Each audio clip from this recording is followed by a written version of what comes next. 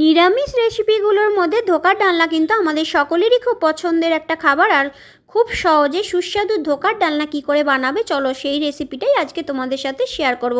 তো কড়াই সর্ষের তেল গরম করে নিয়ে জিরে, তেজপাতা, এলাচ, দারচিনি, লবঙ্গ আর একটা শুকনো লঙ্কা ফোড়নে দিয়ে একটা বাটির মধ্যে টক দই, জিরের গুঁড়ো, ধনিয়ার গুঁড়ো, লঙ্কার গুঁড়ো আর হলুদের গুঁড়ো মিশিয়ে রেখেছিলাম সেটা দিয়ে দিলাম সামান্য একটু আদা বাটা, স্বাদ মতো লবণ আর সামান্য একটু চিনি দিয়ে দিলাম আর দিয়ে দিলাম গরম মশলার গুঁড়ো।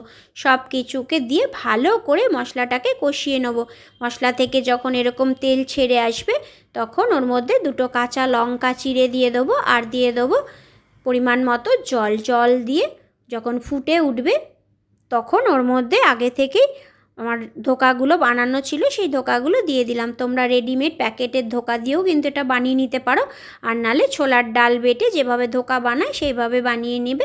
তারপর ভালো করে ফুটিয়ে নিয়ে নামানোর আগে ধনেপাতা কুচি, আর যেহেতু নিরামিষ রান্না ঘি একটু দিলে এর স্বাদটাকে আরও বাড়িয়ে দেয়।